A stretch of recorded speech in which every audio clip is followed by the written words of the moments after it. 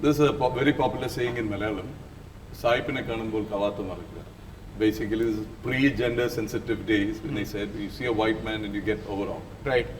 That's exactly the complex they managed to instill in us. Correct. 100% yes, 100% yes.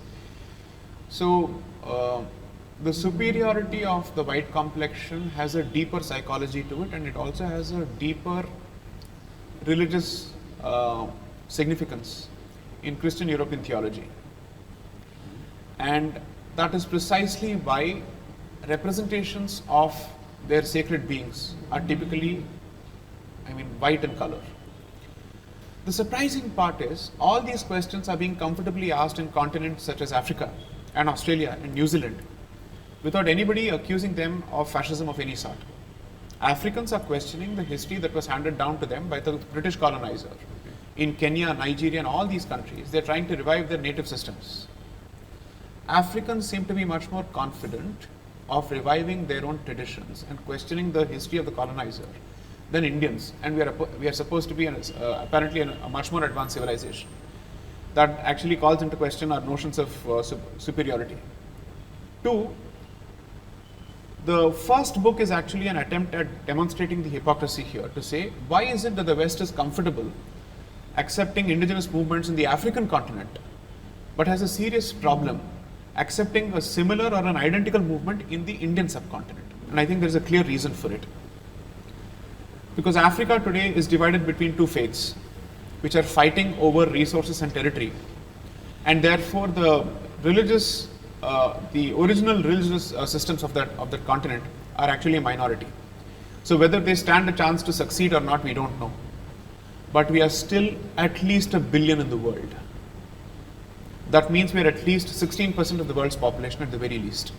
So we can't be ignored, and which is why we are the subject of multiple such attacks: cultural, civilizational, social, economic, and whatnot. So according to me, the colonizer may have left, but his agenda still continues, and globalization is the weapon. Spoke about Bharat, you mentioned nothing other than Bharat. Why is it Bharat scorned off by the so-called intellectuals? Because Bharat has a very clear association with Hindu scripture. It finds mention in Hindu scripture. And the introduction and inclusion of Bharat as part of Article 1 of the Constitution was on the basis of Hindu scripture. When Dr. Ambedkar was presented with evidence as to why this must be called Bharat, he reluctantly but finally agreed, and he worked out a compromise. India that is Bharat, as opposed to plain Bharat. Therefore, their problem is the retention of the Hindu identity through a constitutional provision which deals with the naming of this land and this country. In fact, if you look at some of the resolutions that were passed by the Constituent Assembly, one of the resolutions clearly says that this is not a new country, but it is a successor state to an old civilization.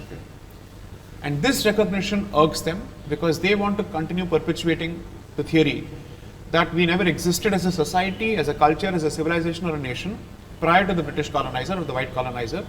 And the most recent statement to have been made on these lines is by Mr. Dilip Cherian, who is supposed to be the intellectual of the Congress. And if you listen to what he has to say, he actually calls this a temporary arrangement. Okay. He calls India a temporary arrangement.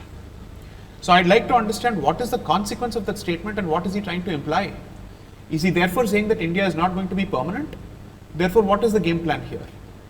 So there is a very clear collaboration between intellectuals of this sort and certain political outfits, which is the unfortunate reality of contemporary Bharat.